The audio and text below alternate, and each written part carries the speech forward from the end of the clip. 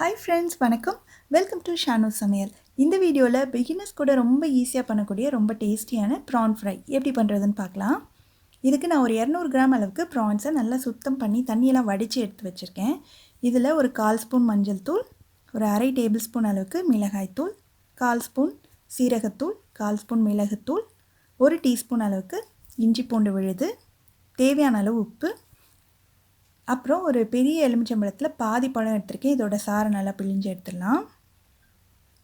இதுக்கு இவ்வளோ தான் மசாலா, வேறு எதுவுமே சேர்க்க போகிறதில்ல. இதை ஃபஸ்ட்டு நல்லா கலந்து விட்டுறணும். இந்த ப்ரான்ஸ் எல்லாமே இந்த மசாலாவில் ஒரு மினிமம் ஒரு 1 ஹவராவது மேரினேட் ஆனால் தான் நல்லாயிருக்கும்.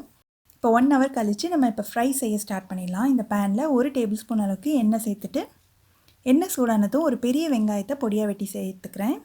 வெங்காயத்தை நல்லா வதக்கிக்கணும், ஓரளவுக்கு கலர் மாறுற அளவுக்கு. இப்போ வெங்காயத்தோட கலர் பாருங்கள், லேசாக மாறிட்டு வருது.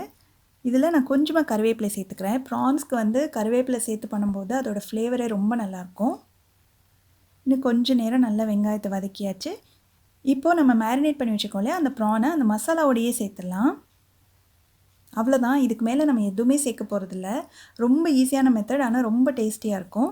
இப்போ ப்ரான்ஸ் சேர்த்து நல்லா கலந்து விட்டு ஸ்டவ்வை மிதமான தீயில் வச்சு ஒரு 6லேருந்து 8 நிமிஷம். நம்ம ப்ரான்ஸ் எந்த சைஸில் இருக்கோ அதை பொறுத்து கொஞ்சம் டைம் முன்ன பின்ன ஆகும். பட் ரொம்ப நேரம் குக் பண்ணிடாதீங்க, அப்போ தான் ப்ரான்ஸ் ரொம்ப ரப்பர் மாதிரி ஆயிரும். கரெக்டான டைம் குக் பண்ணி எடுக்கும்போது தான் நல்ல ஜூஸியாக சூப்பராக வரும். இப்போ பார்த்திங்கன்னா நல்ல எண்ணெய் பிரிஞ்சு வந்துருச்சு. ப்ரான்ஸும் கரெக்டாக வெந்திருக்கு. நான் ஒரு 7 நிமிஷம் பக்கம் குக் பண்ணியிருக்கேன். இப்போ நான் ஸ்டவ் ஆஃப் பண்ணிட போகிறேன்.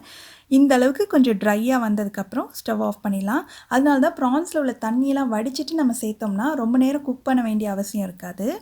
நல்லா அந்த மசாலாலாம் ப்ரான்ஸில் நல்லா சூப்பராக இறங்கி செம்ம ஜூஸியாக இருக்குது. பார்க்கும்போதே நான் ஒன்று பிச்சு காட்டுறேன் பாருங்கள், எவ்வளோ ஜூஸியாக இருக்குன்னு. இது சாம்பார் சாதம், ரசம் சாதத்துக்கெலாம் சைட் டிஷ்ஷாக வச்சு சாப்பிட்றதுக்கு ரொம்ப ரொம்ப டேஸ்டியாக இருக்கும். நீங்களும் இந்த செம்ம ஈஸியான ப்ரான் ஃப்ரையை கண்டிப்பாக வீட்டில் ட்ரை பண்ணி பார்த்துட்டு எப்படி வந்ததுன்ற கமெண்ட்ஸை மறக்காமல் ஷேர் பண்ணுங்கள். தேங்க்ஸ் ஃபார் வாட்சிங்.